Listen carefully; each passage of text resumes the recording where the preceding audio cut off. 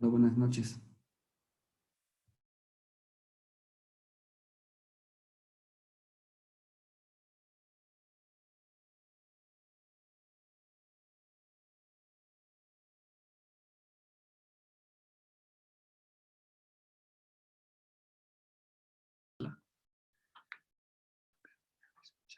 Ahora. Hola, buenas noches a todos los concurrentes. Buenas noches. Buenas noches. Buenas noches. ¿Podemos dar inicio? Está desactivado esto.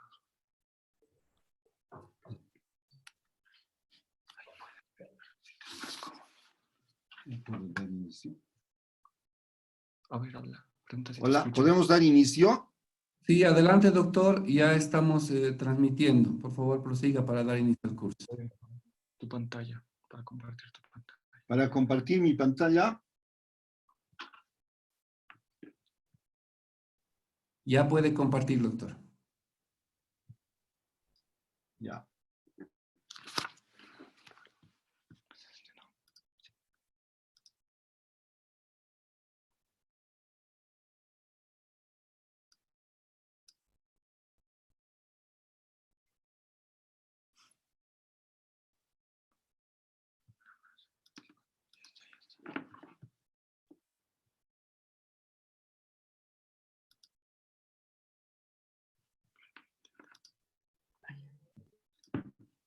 Bueno, vamos a dar inicio a una nueva presentación de nuestro curso, esta vez internacional de educación médica continua de la Sociedad Boliviana de Pediatría, la filial El Alto.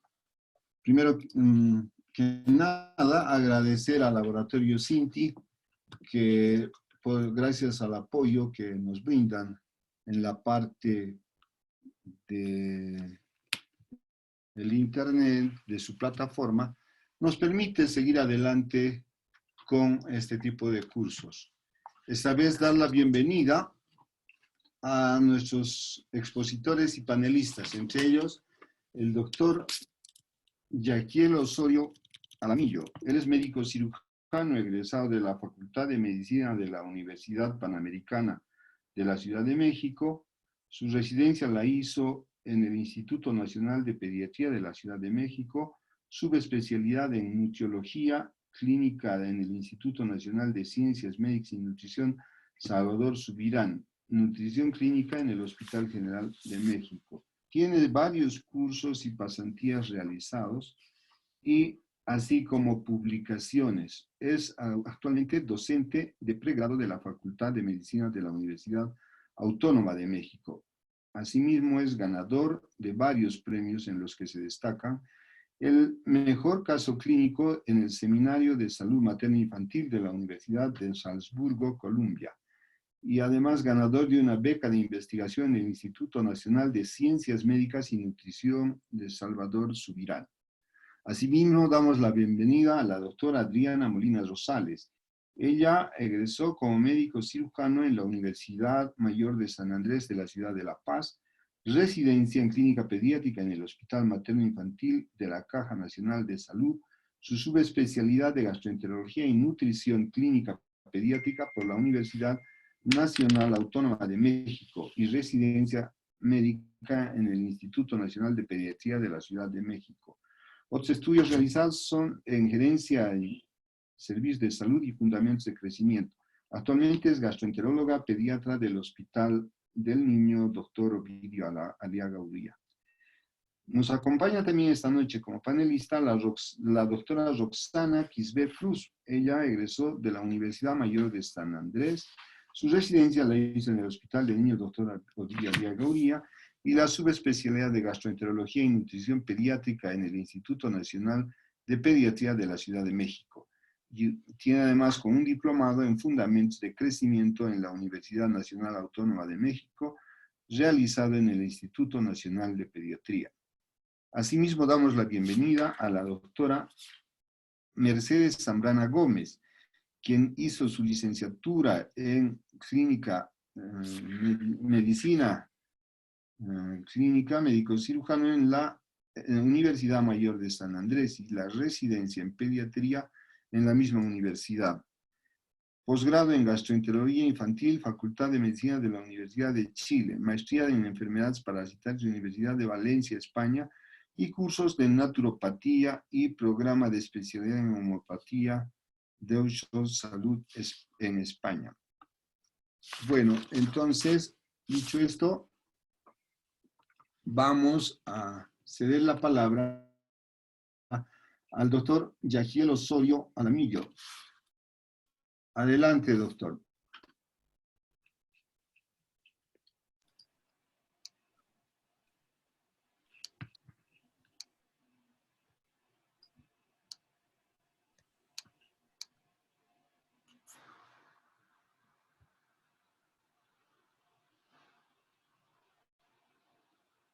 ¿Me podrían confirmar que ya ven mi pantalla? Buenas tardes. Se ve la pantalla, doctor. Perfecto. Un segundo nada más en lo que se carga.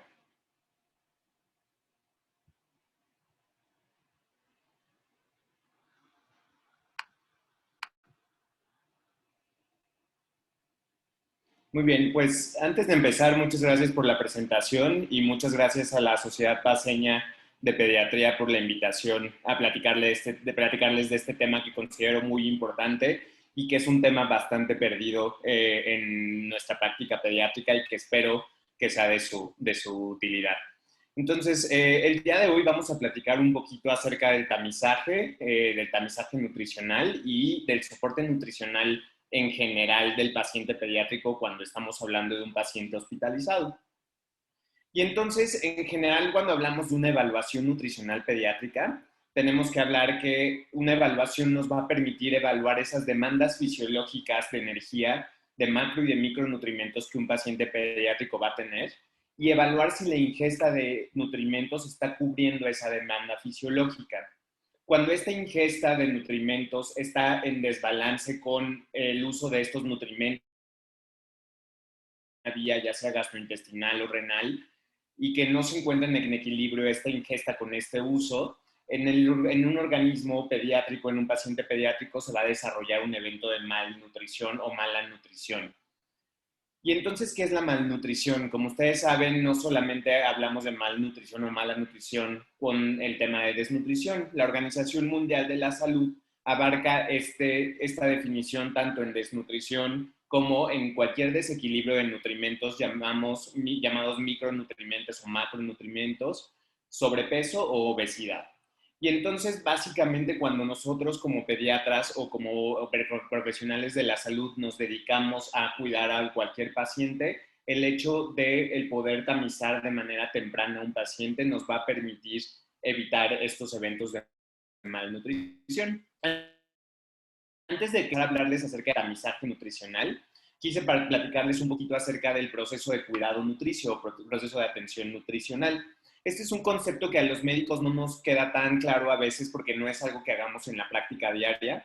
Sin embargo, en nutrición en general es un tema que siempre desarrollamos de manera extensa porque es la manera correcta de evaluar y abordar a un paciente desde el punto de vista nutricional.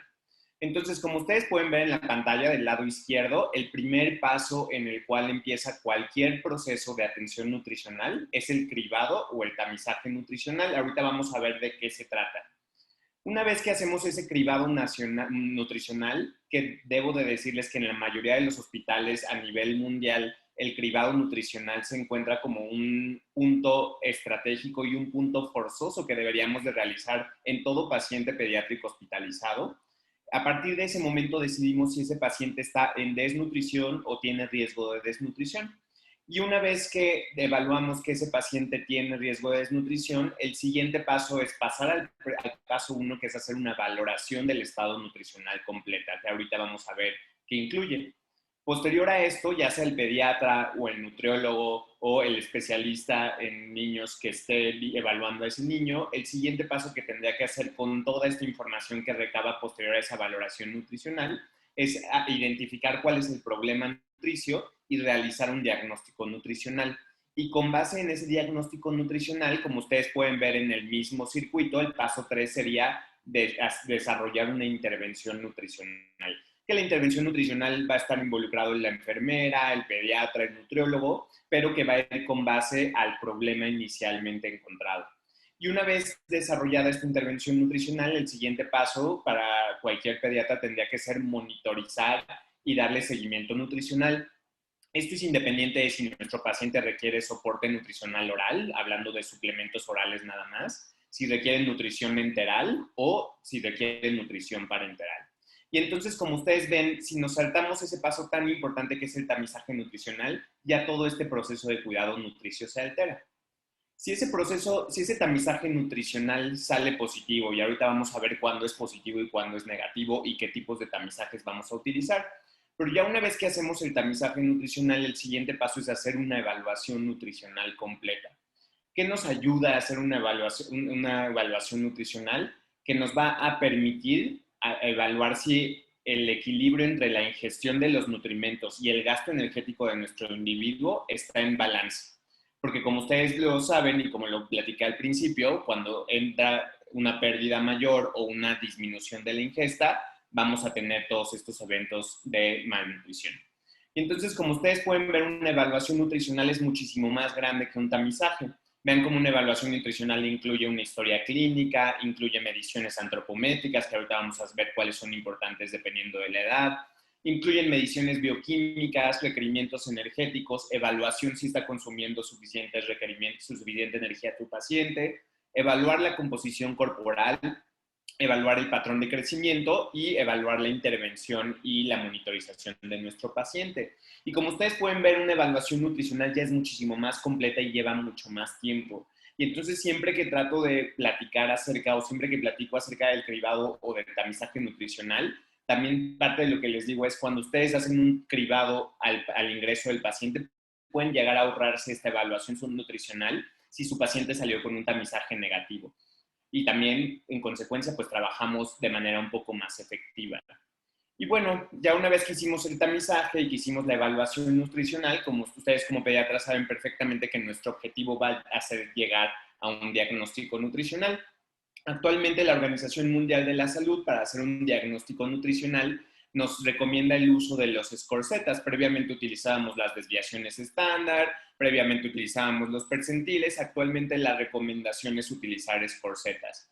Y como ustedes pueden ver en la pantalla, en la tabla, vamos a tener distintos patrones de crecimiento y distintas mediciones antropométricas. Tenemos la talla para la edad, el peso para la edad, el peso para la talla y el índice de masa corporal para la edad.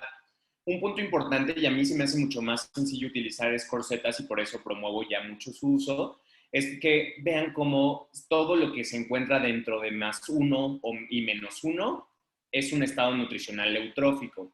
Actualmente se agregó este diagnóstico de posible riesgo de sobrepeso cuando el peso para la talla o el índice de masa corporal para la edad está arriba de más. Sin embargo, todavía en ese modo pues está en verde y no tenemos que preocuparnos. Sin embargo, vean cómo los score-zetas cuando bajan de -2, no importando el parámetro del cual estemos hablando, vamos a tener ya patologías o datos de desnutrición o, en su caso, de obesidad.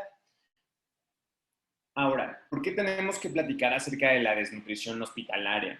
La desnutrición hospitalaria es un factor de riesgo predominante en muchos niños y vean cómo en algunos niños puede incrementar la mortalidad independientemente de la patología por la cual ingresen a un hospital. Vean cómo incluso en países como Brasil se ha reportado una prevalencia de desnutrición intrahospitalaria del 8 al 50%. Eso quiere decir que casi la mitad de los niños que ingresan a un hospital están malnutridos de alguna manera. La prevalencia que la OPS ha reportado va desde 30 a 40%, lo que quiere decir es que del porcentaje total que tamicemos a los niños, 3 de cada 10 o 4 de cada 10 niños van a tener desnutrición a su ingreso.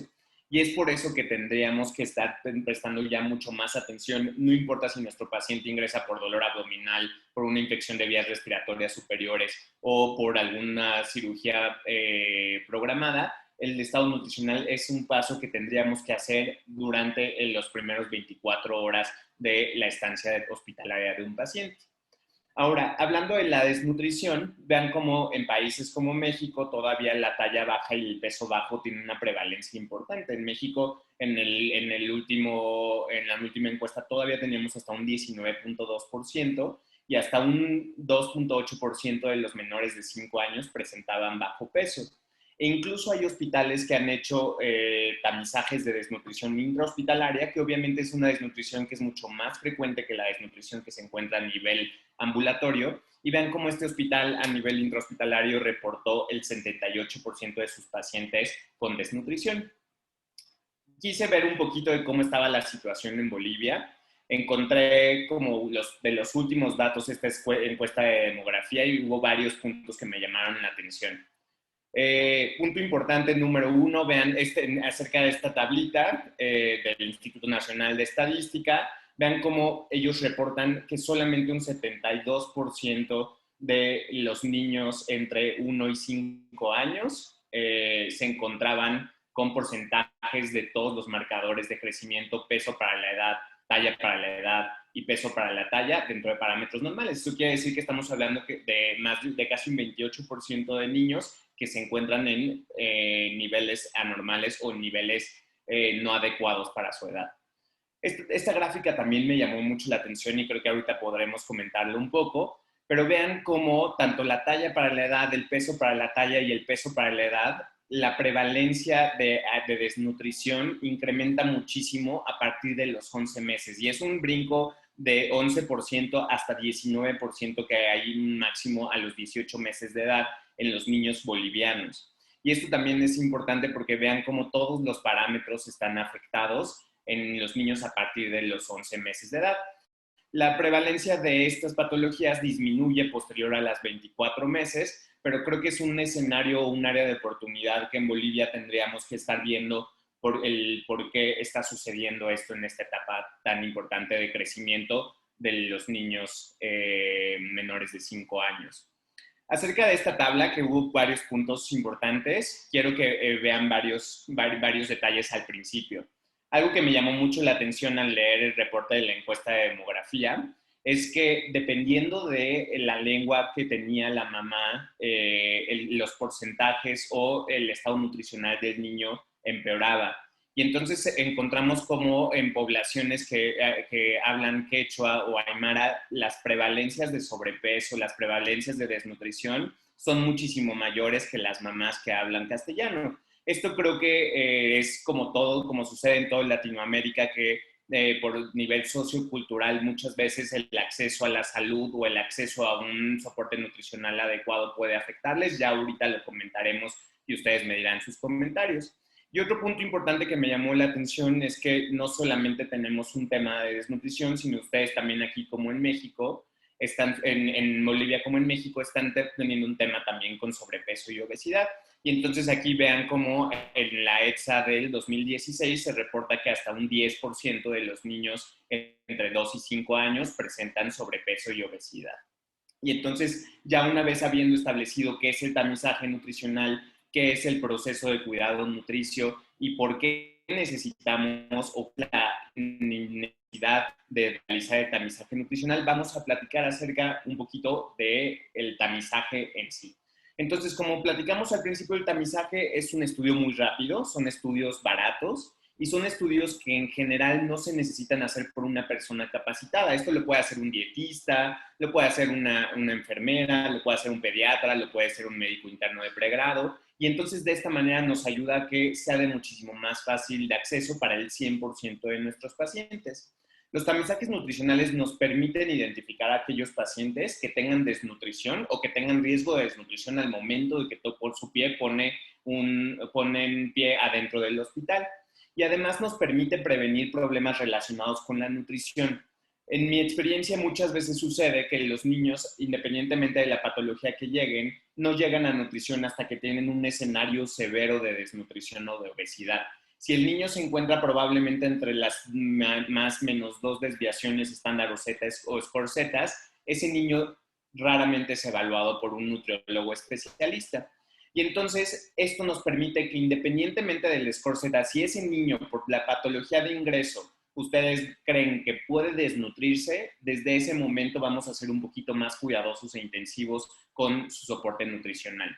Todo tamizaje nutricional pediátrico tiene que incluir varios indicadores. Tiene que incluir, como lo veíamos en la evaluación, indicadores bioquímicos, antropométricos, clínicos y dietéticos. Y entonces esto nos permite estratificar el riesgo. Si tenemos a muchos pacientes, ver en quién nos tenemos que concentrar y con base en esto designar cuál es el pronóstico nutricional y designar cuál va a ser la intervención nutricional de nuestros pacientes.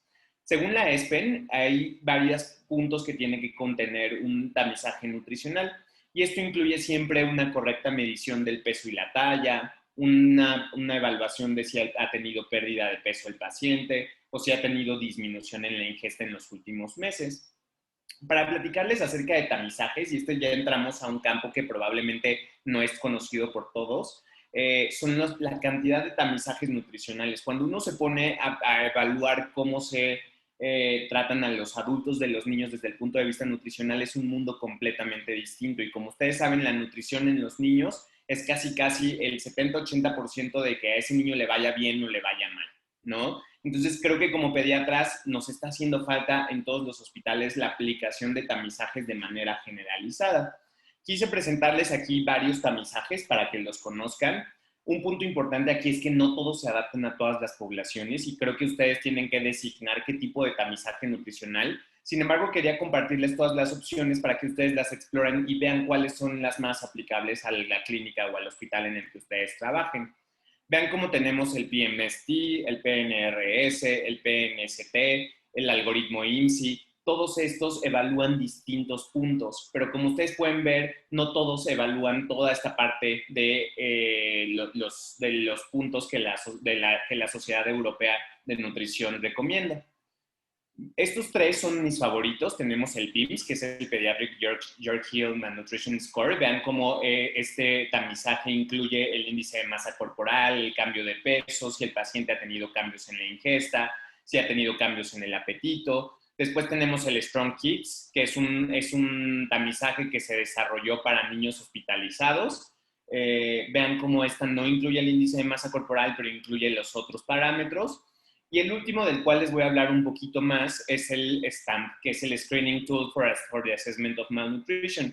Este STAMP es muy interesante, se utiliza mucho en Estados Unidos en muchos hospitales pediátricos.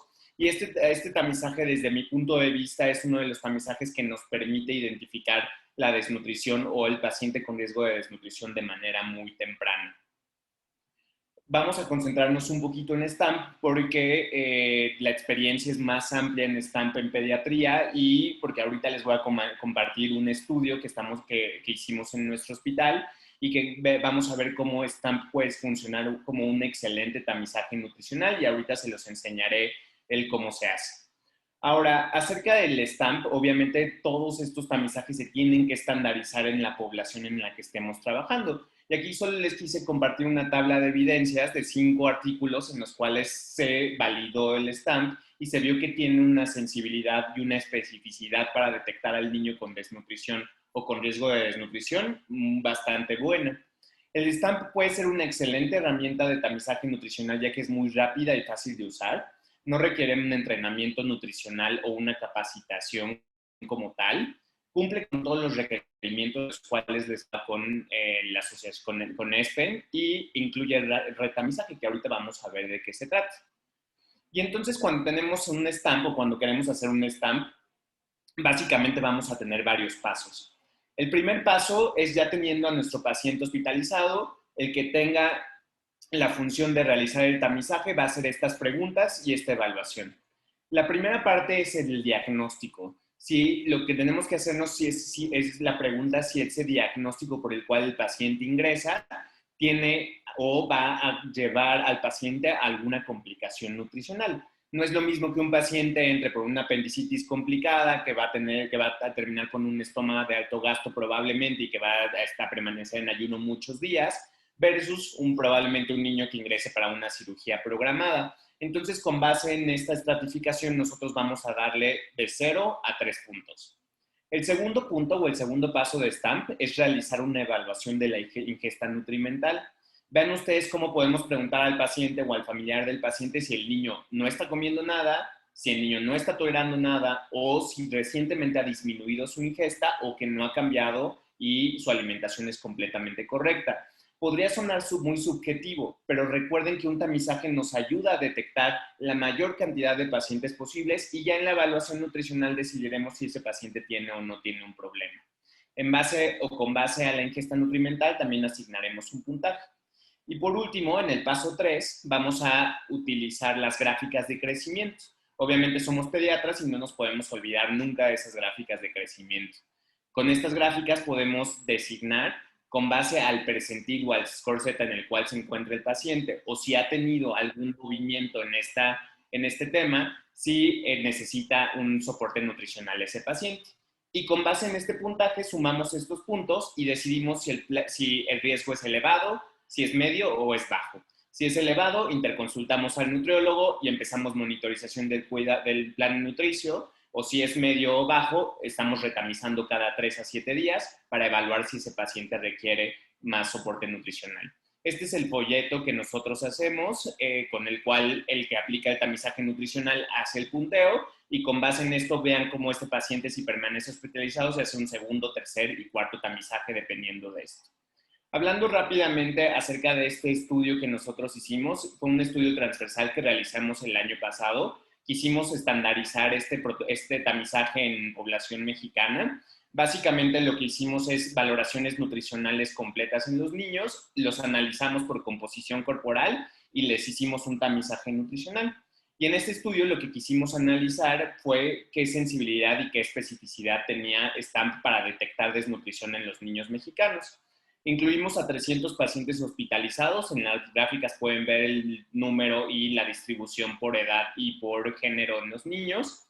A grandes rasgos, lo que pudimos encontrar es que tiene una muy buena sensibilidad y especificidad en nuestros pacientes. Además, nos permitió hacer una medición de la prevalencia de sobrepeso, obesidad y desnutrición en nuestros pacientes y comparamos la identificación de estos estados nutricionales con la frecuencia dependiendo de si medíamos la composición corporal, el peso o la circunferencia media de brazo. Creo que sería importante en Bolivia también desarrollar este tipo de estudios que nos permitan estandarizar este tipo de tamizajes y dependiendo de eso, designar cuál va a ser el tamizaje nutricional ideal. Quise poner esto ya para terminar, cómo tendría que ser la evaluación nutricional independientemente de por qué ingresa el niño al hospital.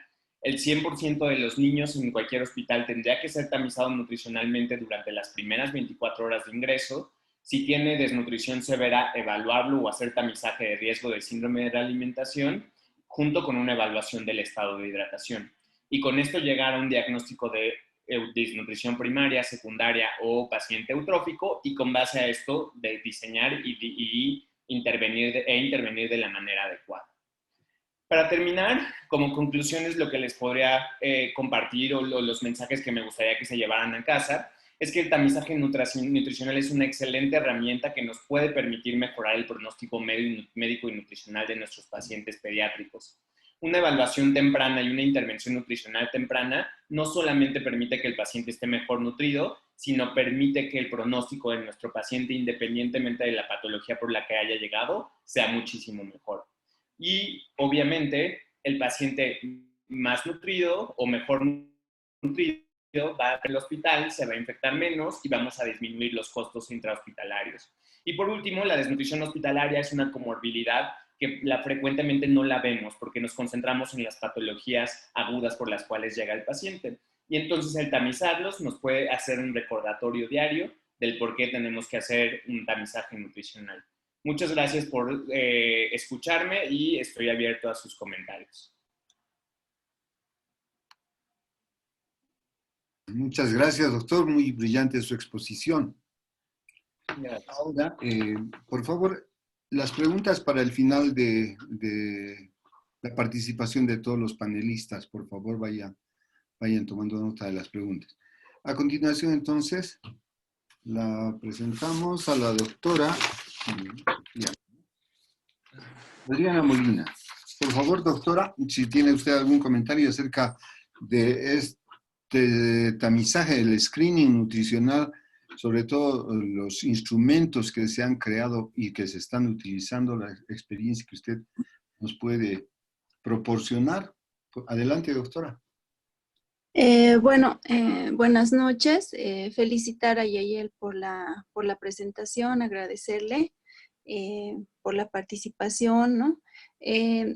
Realmente lo que menciona sí es cierto, ¿no?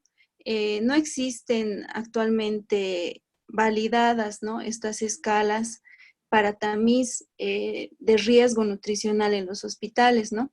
Los datos que menciona Yael sí son reales y son realmente alarmantes porque realmente un 40% de prevalencia de desnutrición en pacientes hospitalizados. Entonces, este número aumenta mucho más en pacientes que, por ejemplo, son internados en terapias intensivas, ¿no? O con patología crónica, o con patología más severa. Entonces, el tener este tipo de tamiz, pues nos ayudaría a hacer una intervención oportuna. Evidentemente hay muchos estudios que se han hecho, ¿no? Comparando estos scores, el StrongKit, el Yorkil, varios, el STAMP. Actualmente en el hospital en el que yo trabajo, sí existía la idea de hacer un tamiz nutricional, ¿no? Y estandarizarlo a todos los pacientes para determinar un riesgo nutricional. Sin embargo, no se está haciendo de forma regular. Entonces, siendo algo importante, pues sí deberíamos trabajar todos como parte del equipo que realmente ve los pacientes con desnutrición y que vemos la importancia también de detectar pacientes desnutridos que van a tener una evolución desfavorable, que van a tener mayor estancia hospitalaria, que van a tener mayor riesgo de infecciones y que también van a tener un costo económico mucho mayor, ¿no? Para el hospital. Entonces, es muy importante estas escalas y si es a nivel nacional, ¿no? A nivel nacional deberíamos de trabajar todos a los que vemos esta parte para implementarlo, ¿no? Y sacar datos y tener una casuística.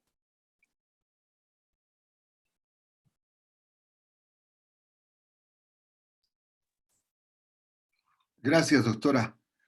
Definitivamente,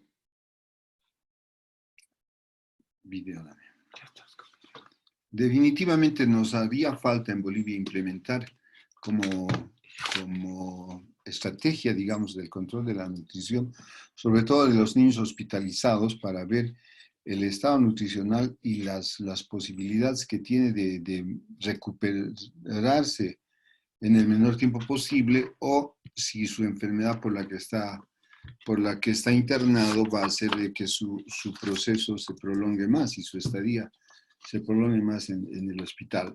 Le invitamos a la doctora Roxana Quisber, por favor, si tiene que hacernos algún comentario al respecto. Doctora, adelante. Hola, buenas noches. Pues sí, evidentemente es importante hacer un tamiz nutricional, una evaluación nutricional al ingreso en todo paciente. Nosotros en el hospital no hemos hecho un estudio, pero sí sería ideal hacer un estudio. En todos los estudios que por lo menos se describen, existen algunos países que han intentado con estudios nacionales validar estos tamices, ¿no? Por ejemplo, ahí nos presentaba el doctor Yael que el STAMP, por ejemplo, ellos con un estudio han tratado de validar para la población mexicana. En Argentina igual se han hecho estudios para validar el StrongKit o la evaluación nutricional global subjetiva, ¿no? Entonces, sí existen varios de estas formas de hacer un tamiz nutricional para el paciente que ingresa a un hospital, por todos los factores, ¿no? Es evidente que el hecho de que un niño ingrese con una patología de base específica aumenta sus requerimientos energéticos. si nosotros encontramos a este niño desde el inicio del diagnóstico importante, para que nosotros podamos hacer el soporte nutricional y valorar a estos pacientes y prevenir que tengan mayor riesgo de desnutrición o pasen a un grado mayor de desnutrición. Tendríamos que hacer, o sea, para validar, tendríamos que hacer un estudio para validar qué tamiz es el más conveniente para nuestra población. Dentro de lo que está escrito en la literatura se habla mucho del Strong Kit, indican que los estudios indican que ese es un buen método, pero también existe un consenso a nivel internacional entre algunos países, México, Salvador, donde ellos pues utilizan la evaluación nutricional global subjetiva, ¿no? Entonces yo creo que esto va dirigido a hacer estudios poblacionales y que se adecúen a nuestra población. Sí, la importancia de hacer el tamiz al ingreso de cada paciente también nos ahorraría un trabajo, porque si nosotros encontramos con ese tamiz un grado de riesgo de desnutrición en dicho paciente, vamos a realizar ya la intervención nutricional, y en los que no encontremos, entonces esos solo los vigilamos, pero sí les vamos a poner más atención a los que sí vamos a encontrar riesgo de desnutrición intrahospitalaria, que evidentemente la prevalencia es alta, es un rango muy alto que se maneja. En algunos estudios mencionan de 6 hasta 36%, ¿no? No es un rango corto, es un rango amplio, ¿no? Eso podría yo acotar a esta plática. Felicidades, Yael, por tu excelente plática y pues saludos desde Bolivia. Gracias. Muchas gracias, doctora. Definitivamente, creo que en Bolivia ya es el momento de que debamos armar a nuestras asociaciones de nutrición enteral y parenteral en cada hospital como norma ya, cosa de que nuestros pacientes, digamos, sean manejados más integralmente. Seguidamente damos la bienvenida a la doctora Mercedes Zambrana. Por favor, doctora, si usted tiene algún comentario para que nos aporte algo más sobre su experiencia. Buenas noches a todos. Bueno, decirles que siempre planeamos, ¿no? Deberíamos hacerlo y deberíamos hacerlo y lo vamos a hacer. Eso vamos a hacer, ¿no? La gente que trabaja en los hospitales tienen que hacer estas evaluaciones. Es necesario, estos tamizajes son realmente mandatorios de hacerlos. Ya no planearemos, los haremos y con eso vamos a lograr conocer, como ya lo ha repetido varias veces el doctor y las doctoras, conocer su estado nutricional y su riesgo. Entonces, yo creo que manos a la obra, a hacer esto como una tarea pendiente y a completarlo y a concretarlo. Esa es mi opinión sobre lo que se ha escuchado.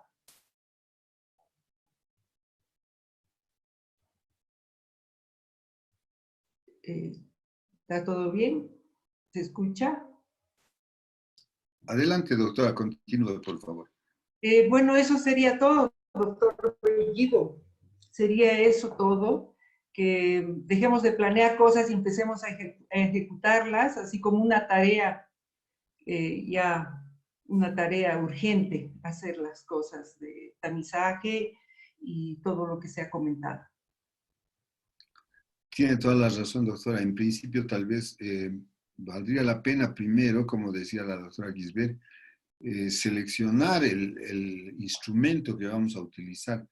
De todos estos, los más conocidos entre los 7 que digamos son los últimos en que se han ido revisando, se han ido aplicando mayormente en muchos hospitales, sería de elegir. A ver, yo no sé si la sociedad tendría que armar un comité o una asociación de la nutrición enteral y parenteral, o tal vez sería la iniciativa de los gastroenterólogos infantiles que tenemos en La Paz, por lo menos, o en Bolivia. Si alguien más quiere hacer algún otro comentario, adelante, por favor. Yo creo que esto es un problema a nivel internacional, que el tamizaje a veces se olvida. Pero les puedo decir que por experiencia la estandarización es muy sencilla. Creo que si necesitan apoyo, yo con todo gusto podría trabajar con la doctora Rosana y Adriana para desarrollar la estandarización. Las herramientas que nosotros utilizamos, que el gold standard es el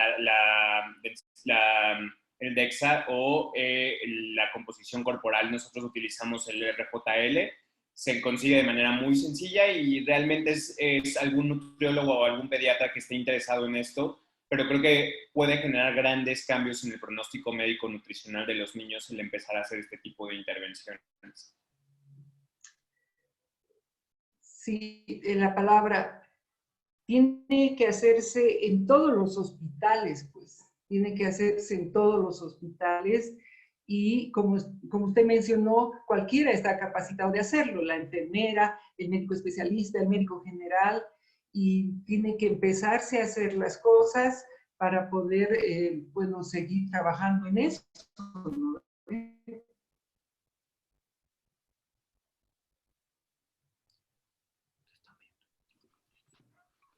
Definitivamente hay que tomar la iniciativa, creo que a partir de los servicios de nutrición o de gastroenterología en cada hospital, porque como diría el doctor Jayel, no se está haciendo en muchos países, definitivamente. Hay varios países que todavía están muy atrasados en este aspecto. Y definitivamente también esto no nos ayuda mucho en la predicción de la evolución patológica de los pacientes internados. A ver, no sé si los participantes tienen alguna pregunta. Creo que no está habilitado el espacio para las preguntas. Si me pueden habilitar de Inti, por favor, una revisadita.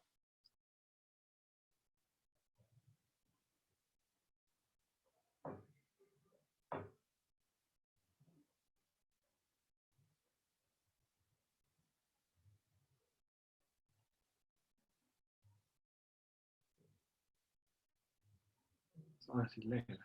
Raúl Mendoza, el problema que tenemos es que para hacer cualquier tamizaje tiene que partir del Ministerio de Salud. Podemos pasar de las preguntas tal vez, doctor, y tomar el nuevo punto. Parece que no hay preguntas.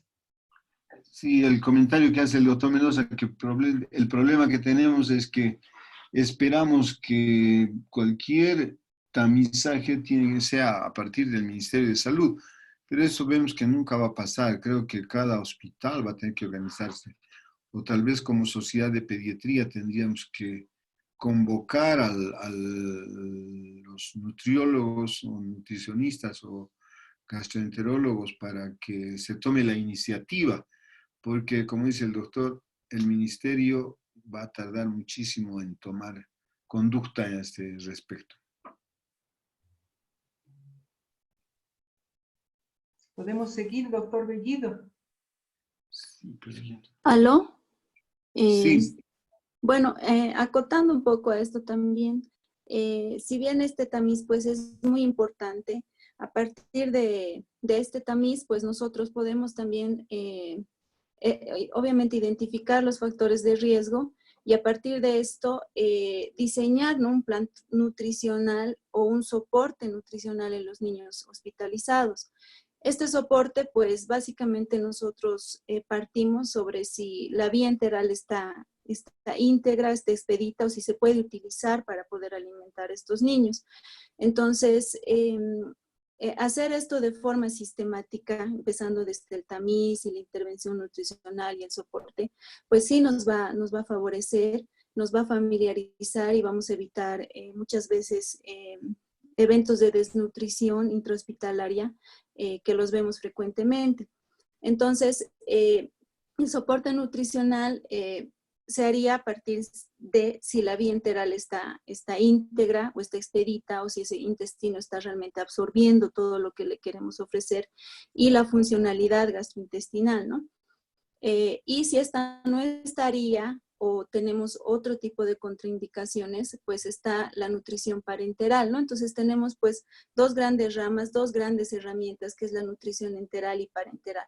Ambas tienen condiciones, especificaciones para cada patología, pues y él, que es especialista en esto, pues es muy amplio, ¿no? Realmente la nutrición en el paciente oncológico es diferente, la nutrición en el paciente crítico es totalmente diferente, es realmente un mundo la nutrición en el paciente crítico, paciente quirúrgico, en el paciente quemado y en el paciente con patología gastrointestinal, renal.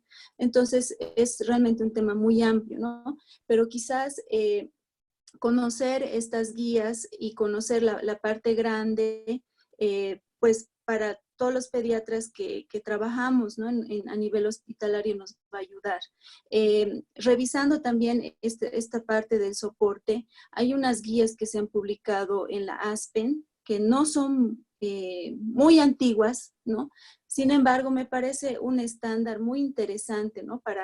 Para ir capacitando desde la formación del equipo, ¿no? Ellos hablan de crear incluso un team nutricional a nivel de todos los hospitales, que no necesariamente tiene que ser un gastroenterólogo, tiene que ser pediatras, obviamente un nutricionista, un equipo que vaya encargado en generar normas, ¿no? En generar procedimientos y estándares de cómo debería procederse en la parte nutricional, ¿no?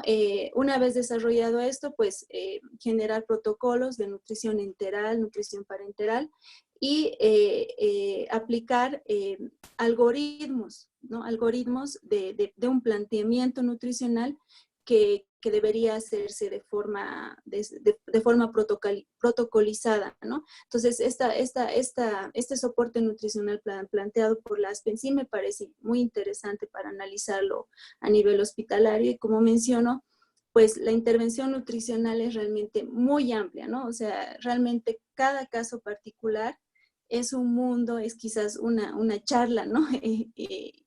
Única, ¿no? Para cada patología. No sé qué opinan el doctor Yael o las doctoras, ¿no?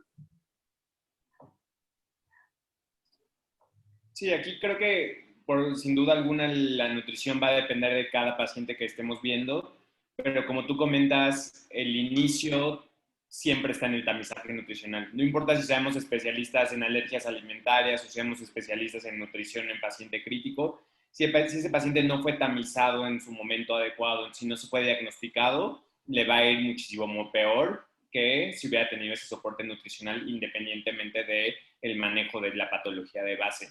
Sí, existen muchas guías de la ASPEN, de nutrición enteral tenemos Safe Practices for Enteral Nutrition, de parenteral Safe Practices for Parenteral Nutrition, que nos hablan mucho de esta seguridad alimentaria que en otra ocasión con gusto les podré compartir, es todo un tema.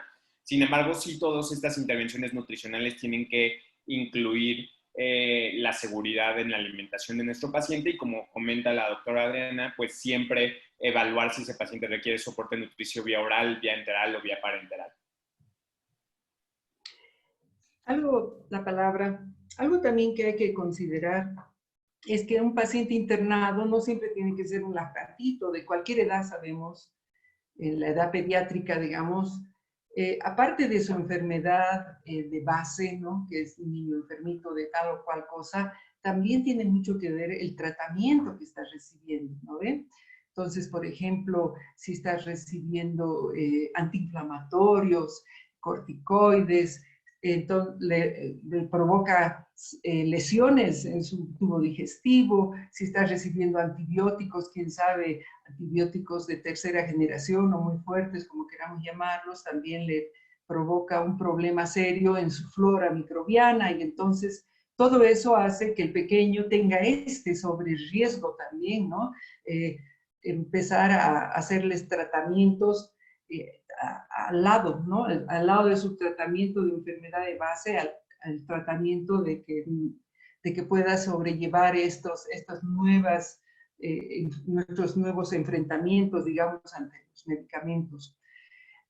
No sé si vamos a hablar ya de esto, usted va a hablarnos de esto, no sé en qué orden estamos, tal vez ya estamos solamente en comentarios o va a haber una charla, ¿no? Otra charla más. No, en realidad era la exposición del doctor Yael y a continuación los comentarios de los panelistas. Y luego la ronda de preguntas. Tenemos una pregunta que la hace Magali Mamani Condori. ella quiere saber cuál es el mejor screening para realizar el tamizaje nutricional. Debe referirse a qué instrumento es el más adecuado. Eso, como decía el doctor ayer, ya va a depender de cada lugar. Pero le cedemos la palabra, doctor Sí, ayer. aquí depende, no hay un tamizaje ideal, depende del tamizaje que vayamos a utilizar. Exigen tamizajes para todo tipo de población. Existen tamizajes, por ejemplo, en pacientes de los 18 años en adelante de manera intrahospitalaria utilizamos el NRS 2002, que es el tamizaje más adecuado para la población adulta. De manera ambulatoria para los pacientes adolescentes y adultos utilizamos un tamizaje que se llama MOST. Para pacientes pediátricos no ha habido uno que demuestre que sea mejor o peor. Ahorita, antes utilizábamos, como comentaba la doctora Rosana, la valoración global subjetiva, tanto en adultos como en niños. Se ha visto en algunos estudios que su sensibilidad y especificidad es muy bajita.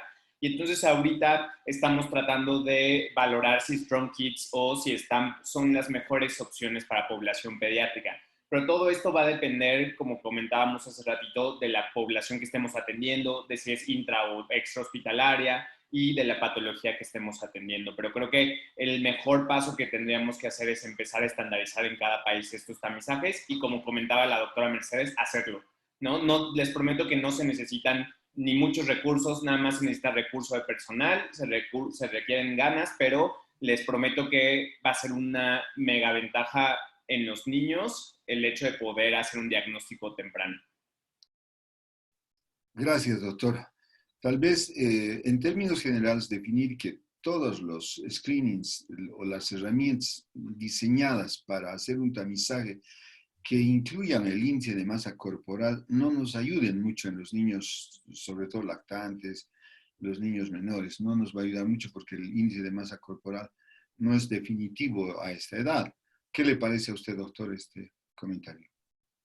Sí, por ejemplo, todos estos tamizajes no hay ninguno validado en el área de neonatología, ni en prematuros, ni en lactantes tempranos. Eso es bien importante. Pero aquí, a final de cuentas, tenemos que recordar que todo paciente prematuro y recién nacido que ingresa a un hospital se considera de alto riesgo nutricional simplemente por el requerimiento energético tan alto que tienen, ¿no? Entonces, en este escenario, básicamente todos esos niños requerirían ser valorados de manera completa desde el punto de vista nutricional. Y ya pasando los 2 añitos, creo que sí, todos estos tamizajes pueden ser una excelente herramienta de uso.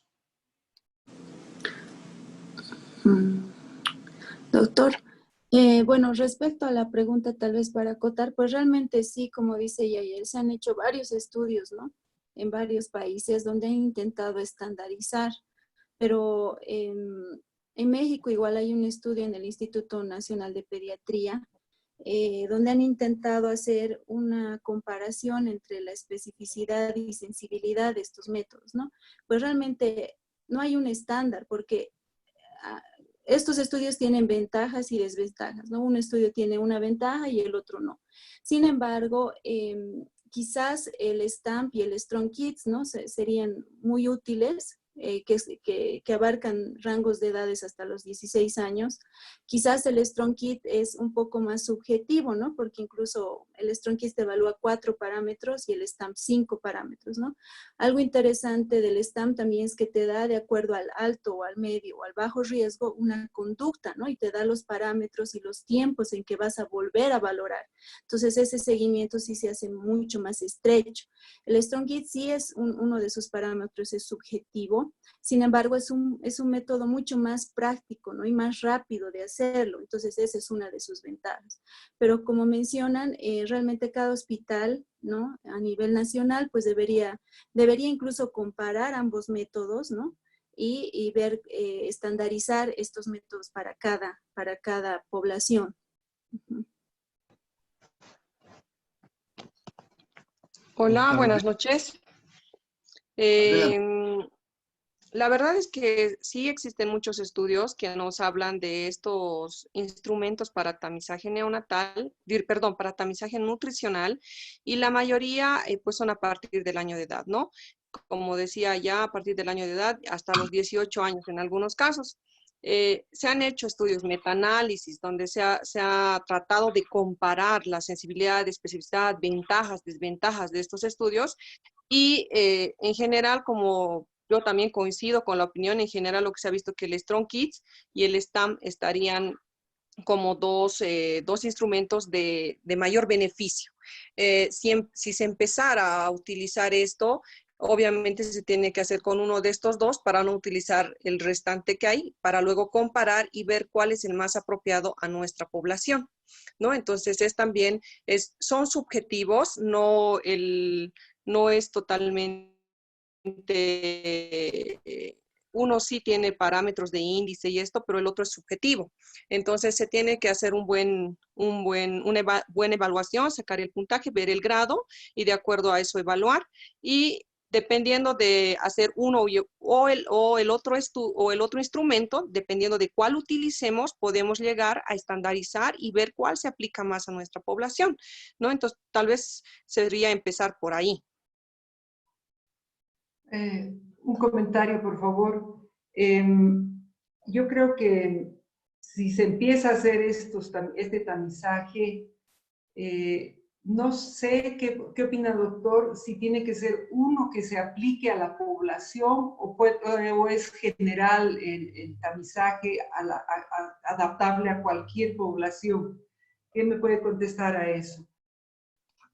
Sí, nosotros en nuestra experiencia creo que es muchísimo mejor acotar criterios de inclusión a quién vamos a hacerlo y a quién no.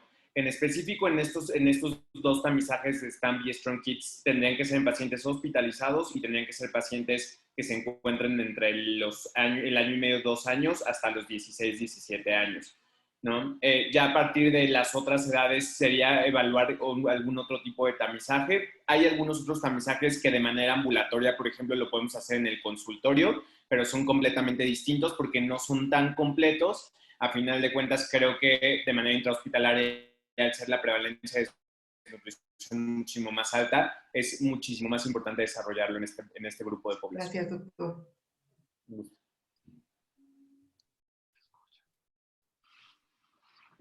Definitivamente nos falta muchísimo que aplicar en nuestro desarrollo profesional, sobre todo en los hospitales, que es donde tenemos la oportunidad de tamizar a todos los pacientes que nos llegan. Y sería oportuno que cada hospital se organice para armar sus asociaciones de control de la nutrición enteral y parenteral y elegir el instrumento más adecuado, sea el Strong Kids o el STAMP. No sé si hay más preguntas, por favor. Veo una pregunta acerca de la validación del método y de cuál fue nuestro gold standard. Nuestro gold standard fue la composición corporal medida por bioimpedancia eléctrica.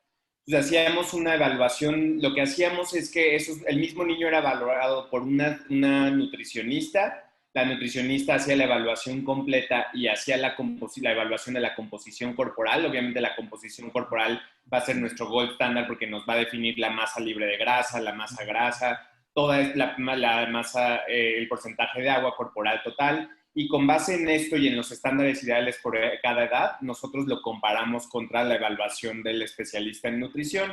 En este caso, mi área, que fue la que desarrolló la otra parte, fue la que fue como el punto de comparación con el gold standard y con base en eso sacamos la sensibilidad.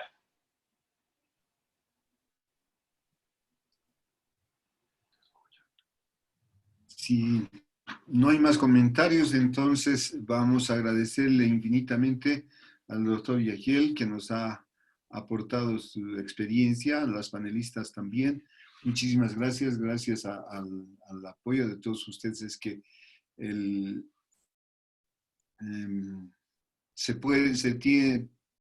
se siguen, digamos, con estos cursos, ¿no? La Sociedad Paceña de Pediatría sigue estimulando a la gente también para que nos ayude. Agradecer también a INTI por el uso de su plataforma, el uso que nos provee desinteresadamente en cada miércoles.